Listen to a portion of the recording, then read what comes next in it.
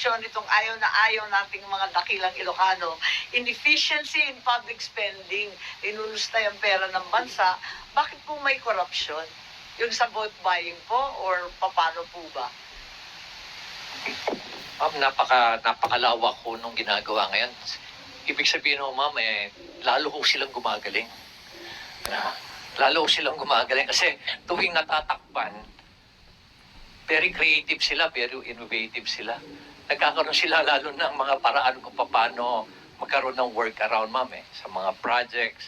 Pero matindi, ma'am, talaga rito sa aside from the projects, in another source of corruption is itong funds na ganito, ma'am, na nasa discretion nila.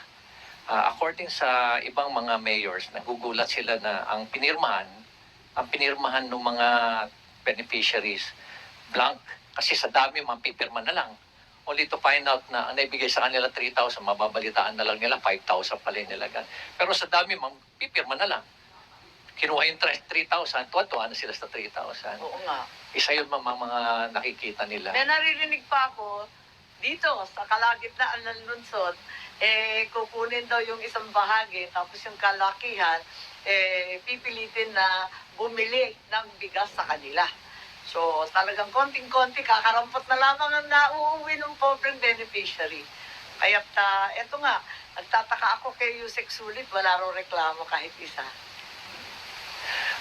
Madam Chair, in fairness to DSW, probably, ma'am, ako personally, probably DSWD has one of the most efficient and most talagang conscientious na mga workers sa field, especially sa field.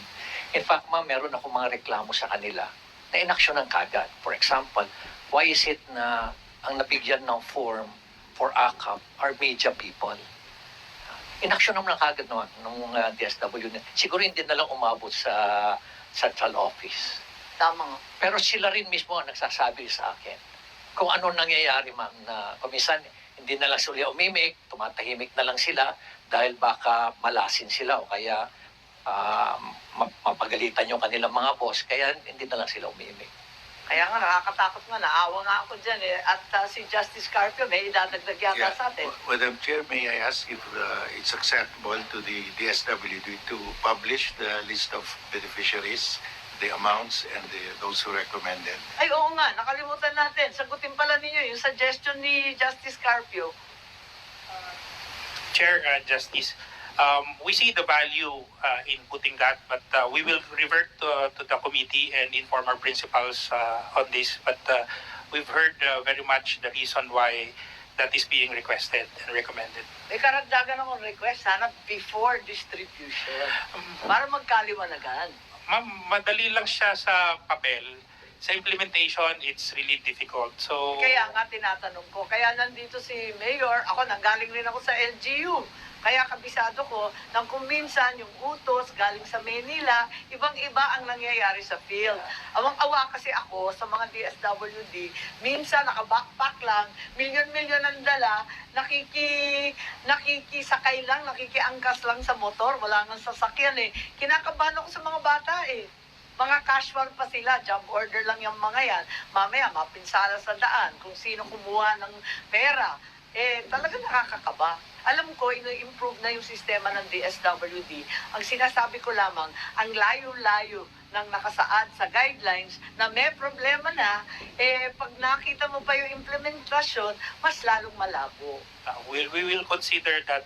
Okay Madam kayo, Chair. I-recommend ninyo yung listahan ni Justice. We will revert to our principals, Your Honor.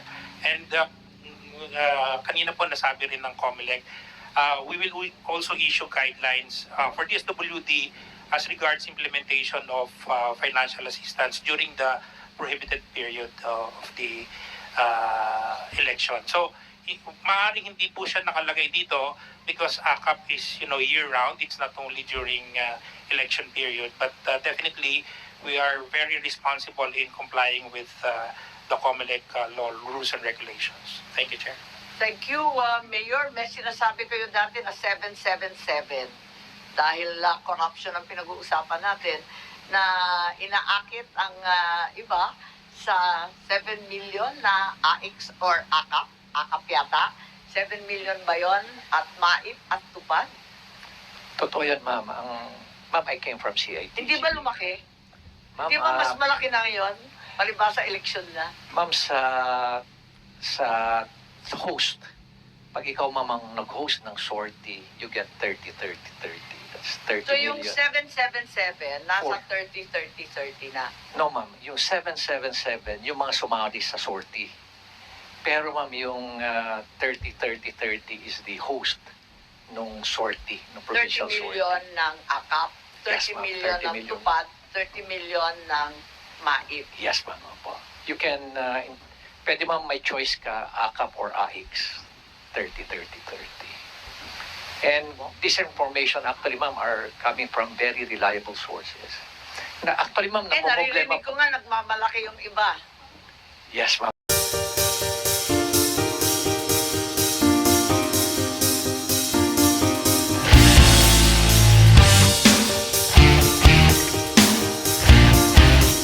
AX dahil ni Speaker. Kaya may akap dahil ni Speaker. Kaya may tupad dahil ni Speaker. Kaya may mga barangay road dahil ni Speaker. Kaya may patubig dahil ni Speaker.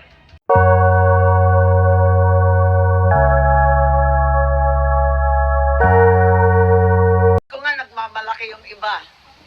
Yes, ma'am. Opo. Kaya ho maraming nag-host eh. Gustong mag-host. Kasi nga, ang laki nun sa kanila. Pero yung 777, dahil marami namang sumasama, nilimit na lang.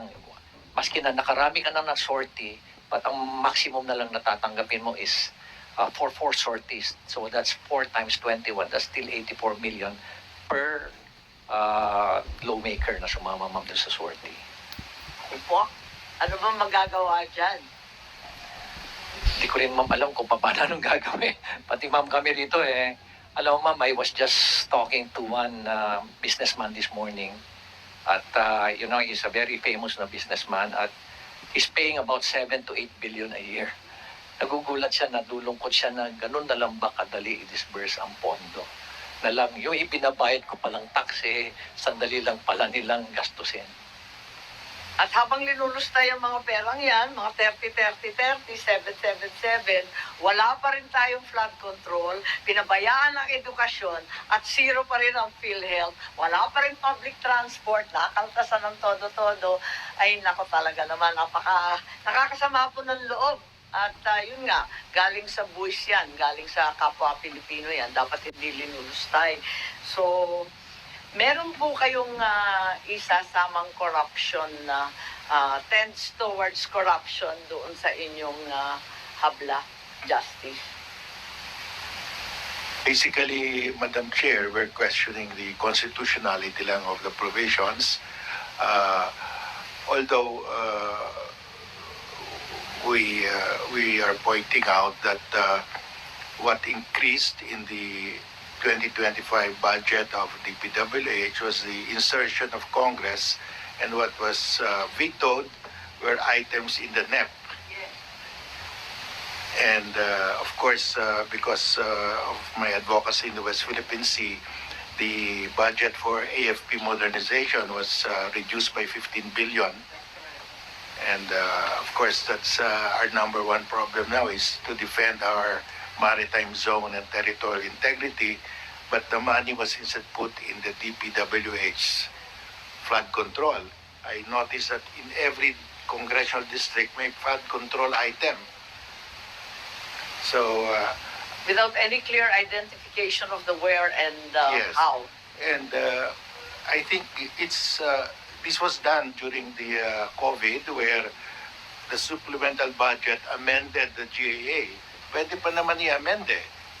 If the President wants to diffuse this rising anger among the people, madali naman i-amend yung GAA. You can just pass a new supplemental budget, tanggalin lahat yung nasa DPWH, ibalik sa 4P, ibalik sa AFP modernization, ibalik sa computerization, ibalik sa PhilHealth, and everything will quiet down. But I think this will continue because we have a problem with PhilHealth, with zero allocation.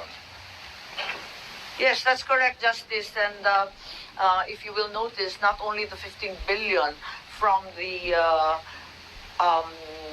AFP modernization was removed, also the pensions that are a source of great demoralization among our officers and the mistas who have nothing to look forward to. There's no recognition of the efforts to defend our sovereignty, and that's a real concern po. Dahil parang ang angas-angas natin magsalita, wala naman po pondohan. So, ayan, military pa pala si Mayor Benji, nakalimutan ko. Ang daming kinaltas, kundi taon-taon, pinapangako natin, ipopondo natin ang AFP modernization at least until Horizon 3. Hanggang ngayon, may natitira pa sa Horizon 1. Talaga naman, nakakadismaya. Kaya't eto, mukhang marami pang homework kung may maidadagdag yung dole. Itatanong ko na lamang, wala bang partisipasyon ang BIR pagkat minimum wage ang pinag-uusapan? Yes, Attorney Reyes po. Good morning, good morning, Madam Chair. Madam Chair, I mean, so far as we are concerned, actually we are wondering what role we will play in the ACAP Foundation. The closest thing I can think of is if they will solicit a list from our office with regards to the taxpayer. However, that the list of taxpayers would be subject to Section 270 of the tax code. Kasi po under Section 270, you cannot provide a list wherein you can divulge the business income of the taxpayer. So hence po, siya po ay confidential. And pero po, under the Data Privacy Act, inaalaw po yung na kumuha ng data basta po in the performance of official function. However, under the IRR po ng Data Privacy Act of 2012, it should be subject to a data sharing agreement between government agencies. Hindi, pinagtatakahan ko lang kasi pinag-uusapan ng minimum wage, kaya naman hindi nabanggit yung BIR. Hindi ba yung BIR ang nakakaalam ng ating income at kinakailangan makilahok din kayo? Yes, because the tax returns are being filed with the Bureau of Internal Revenue. That's correct. I haven't heard any effort on the part of the SWD to include the BIR kasi kayo ang nakakaalam niyan. Isa pa, nandito rin ang DBM. Marami tayong narinig mula kay Secretary Pangandaman. Ano yung ibig sabihin ng conditional implementation? Anong i-release ninyo ngayon? Yes, ma'am. Good afternoon po.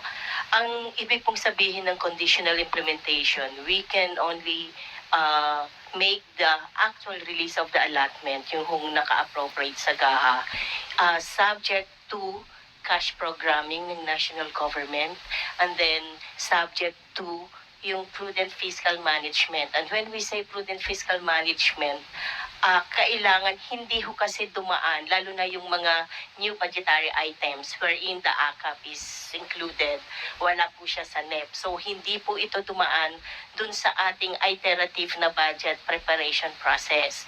So parang belated siya, ngayon pa lang siya gagawin. Hindi nga sumulpot yan hanggang nag-buy kami. Yes. Nakailang hearing ako dito, paulit-ulit ko tinatanong si Secretary Gatchalian. Sabi niya, wala nang ACAP. Paulit-ulit, ikalawa, wala nang ACAP. Ayun. Tapos biglang sumulpot. Kaya nagkagulatan na lang tayo sa DBM. So anong ibig sabihin yan? Sabi mo, kapag walang pera, syempre hindi magre-release, hindi makakapag-release. Tapos aaralin pa ninyo. Sa palagay ninyo, sa nabasa at napaliwanag na guidelines, makakapag-release na ba kayo? Or nakapag-release na ba kayo? Wala pa pong nai-release for ACAP for this year kasi po subject po ito sa approval ng presidente. Pero bago po magawa yung Pero di ba pag-recommend dadaan sa presidente. DBM yan Opo. bago lumapag sa Executive Secretary at saka sa OP? Opo. Nakalahat po doon sa National Budget Circular number 595. Yan po yung guidelines on the release of funds for 2025. Yung mga So ang sinasabi ninyo dyan sa DBM, natanggap na ninyo yung draft nila? may